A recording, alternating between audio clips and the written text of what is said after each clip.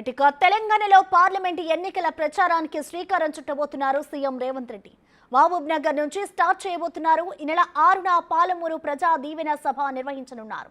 మహబూబ్ నగర్ అభ్యర్థి వంశీచంద్ రెడ్డి సహా కాంగ్రెస్ ప్రజా ప్రతినిధులు ముఖ్యమంత్రిని సభకు ఆహ్వానించారు.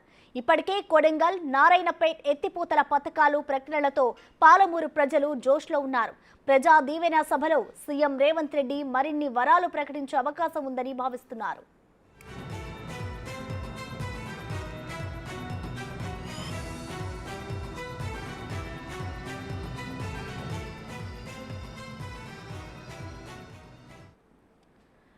దీనికి సంబంధించిన కంప్లీట్ డీటెయిల్స్ మా input editor Pavan Kumar live అందిస్తారు. పవన్, చెప్పండి, తెలంగాణలో అసెంబ్లీ ఎన్నికలనైతే కాంగ్రెస్ పార్టీ కైవసం చేసుకుంది. అదేవిధంగా ఈసారి పార్లమెంట్ ఎన్నికలకు కూడా అదేవిధంగా ఒక ప్రణాళికను రచించడానికి శ్రీకారం చుట్టబోతున్నారు రేవంత్ సర్కార్. ఆ ప్రచారానికి కూడా రేవంత్ రెడ్డి సిద్ధమైపోయారు. సో దీనికి సంబంధించిన డీటెయిల్స్ ఏ విధంగా ఉన్నాయి పవన్?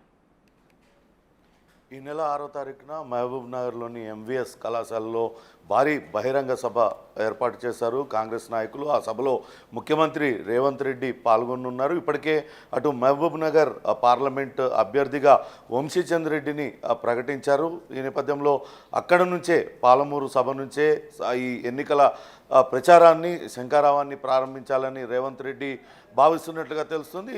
ఈ ఉమ్మడి మహబూబ్ నగర్ జిల్లా ఎమ్మెల్యేలు అట్లనే పార్లమెంటు అభ్యర్థి వంశీచంద్ రెడ్డి మేరకు రేవంత్ రెడ్డిని కలిసి ఎన్నికల సమావేశానికి, ఎన్నికల ప్రచార సభకు ముఖ్య అతిథిగా హాజరు కావాలంటూ కోరారు. ఇప్పటికే అటు ముఖ్యమంత్రి హోదాలో రేవంత్ రెడ్డి ఇటీవలనే ఆయన సొంత నియోజకవర్గం కొడంగల్లో పర్యటించారు. దాదాపుగా 3,961 కోట్ల రూపాయలతో అక్కడ అనేక పథకాలను ప్రారంభించారు. అటు నారాయణపేట, కొడంగల్ నారాయణపేట ఎత్తిపోతల పథకం కావచ్చు, అట్లనే ఇంజనీరింగ్ కళాశాల, పశు వైద్య కళాశాల, హాస్టల్ భవనాలు, ఉమ్మడి అటు ఒక సోషల్ గురుకులానికి సంబంధించిన పాఠశాలను కూడా ఏర్పాటుకు సంబంధించి వాటిలన్నిటికీ కూడా అభివృద్ధి పనులకు శంకుస్థాపన చేశారు. రేపు అక్కడ జరగబోయే పార్లమెంటు ఎన్నికల సమర శంఖారావం సభలో జరగబోయే సభలో మరిన్ని పథకాలను ప్రవేశపెడతారు, అటు పథకాలను ప్రకటిస్తారు అన్న అంచనాలు మహబూబ్ నగర్ జిల్లా ప్రజల్లో ఉన్నాయి. నిన్ననే అటు మహబూబ్ నగర్లో, ఉమ్మడి మహబూబ్ నగర్లో గత పాలకుల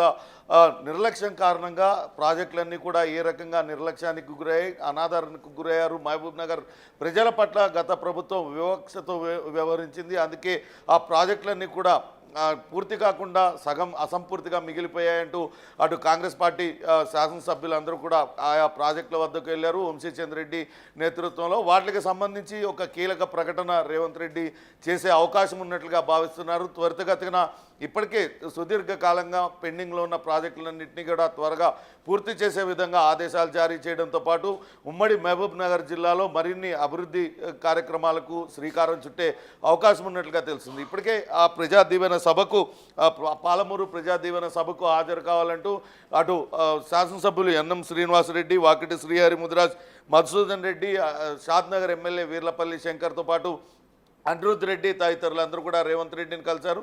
ఈ నెల 6వ తారీఖున అటు ఎంబీఎస్ కళాశాల మైదానంలో జరగబోయే భారీ సభలో పాల్గొనాలంటూ వాళ్ళని కోరారు. రేవంత్ రెడ్డి కూడా అందుకు సమ్మతం తెలిపారు. ఇప్పటికే అటు భారీ ఏర్పాట్లయితే కాంగ్రెస్ పార్టీ చేస్తుంది. ఎలాగైతే కాంగ్రెస్ పార్టీ మొన్న శాసనసభ ఎన్నికల్లో విజయం సాధించిందో రాబోయే పార్లమెంట్ ఎన్నికల్లో ఖచ్చితంగా 15 స్థానాలలో విజయం సాధించాలంటూ ఇప్పటికే రేవంత్ రెడ్డి కార్యకర్తలకు, పార్టీ నేతలకు దిశానిర్దేశం చేస్తున్న నేపథ్యంలో ఖచ్చితంగా సభను భారీగా నిర్వహించాలని కాంగ్రెస్ శ్రేణులన్నీ కూడా భావిస్తున్నాయి. అలానే మహబూబ్ నగర్ జిల్లా సొంత జిల్లా ముఖ్యమంత్రి రేవంత్ రెడ్డిది. మహబూబ్ నగర్ పార్లమెంట్ పరిధిలోకి ఆయన నియోజకవర్గం కూడా వస్తుంది కాబట్టి మరిన్ని అభివృద్ధి పథకాలను అక్కడి నుంచి ప్రకటించి అటు పాలమూరు మహబూబ్ నగర్ పార్లమెంట్ అభ్యర్థిగా నిలబడుతున్న వంశీచంద్ రెడ్డిని అఖండ మెజారిటీతో గెలిపించాలంటూ ఆయన సభలో ప్రసంగించే అవకాశం అయితే ఉంది. ప్రసన్న. పవన్, ఇటు మరోవైపు చూసుకుంటే అభ్యర్థుల ఎంపికపై ఇటు పార్టీ హైకమాండ్ క్లారిటీ ఇచ్చిందా పవన్? ఇప్పటికే అభ్యర్థుల ఎంపిక ప్రక్రియను ప్రారంభించింది. స్క్రీనింగ్ కమిటీ కూడా ఆ దిశగా చర్యలు తీసుకుంటుంది. 17 పార్లమెంటు నియోజకవర్గాలకు గాను 300కు పైగా దరఖాస్తులు వచ్చాయి. ఇప్పటికే స్క్రీనింగ్ కమిటీ వాటిలన్నిటిపైన ఒక నిర్ణయం తీసుకొనుంది. త్వరలోనే దానిపైన ఒక నిర్ణయం కూడా తీసుకొనుంది. నిన్న స్క్రీనింగ్ కమిటీ భేటీ జరిగింది. ఒక్కొక్క పార్లమెంటు కాన్స్టిట్యున్సీ పరిధిలో 3 అభ్యర్థుల్ని తీస్తున్నారు. 3 అభ్యర్థులను షార్ట్ లిస్ట్ చేసిన తర్వాత అందులో ఒకరిని ఏఐసిసి నిర్ణయించే విధంగా నిర్ణయం తీసుకుంది. అయితే ఏఐసిసి ఇప్పటికే రేవంత్ రెడ్డికి పూర్తి స్వేచ్ఛనిచ్చింది. రాబోయే పార్లమెంట్ ఎన్నికల్లో విజయమే లక్ష్యంగా అభ్యర్థుల ఎంపిక చేయాలంటూ కూడా ఆయన రేవంత్ రెడ్డికి ఏఐసిసి పెద్దలు దిశానిర్దేశం చేశారు. ఈ నేపథ్యంలోనే అటు అభ్యర్థుల ఎంపిక ప్రక్రియ కూడా త్వరలోనే ప్రారంభిస్తారు. అభ్యర్థుల్ని పూర్తి స్థాయిలో ప్రకటించిన తర్వాత అటు అన్ని పార్లమెంటు నియోజకవర్గాలలో అటు సీఎం రేవంత్ రెడ్డి ప్రచార సభలు ఉండేలా కాంగ్రెస్ పార్టీ అయితే ఏర్పాట్లు చేస్తుంది. ప్రసన్న, పవన్ ఇటు పాలమూరులోనే ప్రజా దీవెన సభను పెట్టడానికి కారణాలు ఏంటి పవన్? మొదటగా ఇప్పటిదాకా ఎక్కడ కూడా పార్లమెంటు నియోజకవర్గ పరిధిలో ఎవరిని అభ్యర్థులుగా ప్రకటించలేదు. మొట్టమొదటిగా అక్కడ మొన్న కొడంగల్ సభలో రేవంత్ రెడ్డి స్వయంగా Vamshichand Reddy, AICC general secretary Vamshichand Reddy parliament అభ్యర్థిగా, మహబూబ్ నగర్ పార్లమెంట్ అభ్యర్థిగా ఆయన బరిలో ఉంటారంటూ ప్రకటించారు. ఆయన్ని మంచి మెజారిటీతో గెలిపించాలంటూ కోరారు. అంతేకాకుండా పాలమూరు ప్రజలకు అనేక రకాల పథకాలను ప్రారంభించారు. అదే రోజు దాదాపుగా 961 కోట్లతో పథకాలను కూడా అనేక అభివృద్ధి పథకాలకు శంకుస్థాపన చేశారు.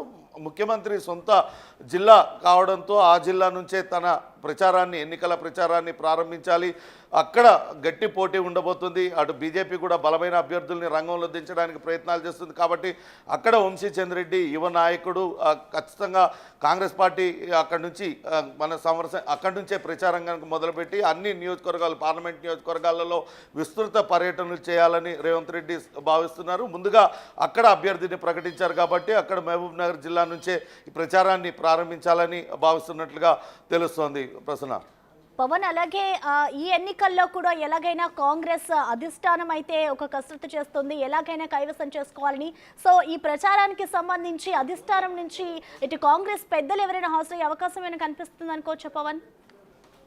ఖచ్చితంగా ఇప్పటికే అటు ఇంకా ఎన్నికల ప్రచారం ఏ రకంగా నిర్వహించాలి, ఆ అగ్రనేతలు ఎవరెవరు పాల్గొంటారు అనే రూట్ మ్యాప్ ఇంకా ఖరారు కాకపోయినప్పటికీ గత ఎన్నికల్లో ఏ రకంగానైతే కాంగ్రెస్ పార్టీ వ్యూహాన్ని రచించి అగ్రనేతలు, ఏఐసిసి అగ్రనేతలందరినీ కూడా రంగంలో దించి ఇక్కడి నుంచి వాళ్ళతో ప్రచారం చేయించిందో అదే రకంగా ఇక్కడ ప్రచారాన్ని నిర్వహించాలని భావిస్తుంది. ఇప్పటికే అటు ఇటీవలనే పిసిసి తీర్మానం కూడా చేసింది. ఇక్కడ ఖమ్మం జిల్లా నుంచి అటు అవసరమైతే సోనియా గాంధీని రంగంలో దించాలని భావించారు. రాజ్యసభ సభ్యత్వాన్ని కూడా ఇక్కడి నుంచి పంపించాలని భావించారు. కానీ రాజస్థాన్ నుంచి అటు సోనియా గాంధీ రాజ్యసభకు వెళ్ళారు. అయితే ఇప్పుడు రాహుల్ గాంధీని తెలంగాణ నుంచి కనుక పోటీకి దించినట్లయితే ఇక్కడ కాంగ్రెస్ శ్రేణుల్లో ఉత్సాహం మరింతగా పెరుగుతుందన్న ఆలోచనలో పిసిసి ఉంది. ఈ మేరకు ఏఐసిసి నేతలకు కూడా వాళ్ళు చెప్పారు, ఇక్కడి నుంచి రాహుల్ గాంధీ కనుక పోటీ చేసినట్లయితే భారీ మెజారిటీతో గెలిపించుకుంటాం. అంతేకాకుండా ఇక్కడ బీఆర్ఎస్ దూకుడుకు అట్లనే బీజేపీ దూకుడుకు కూడా కళ్ళం వేసినట్లుంటుంది.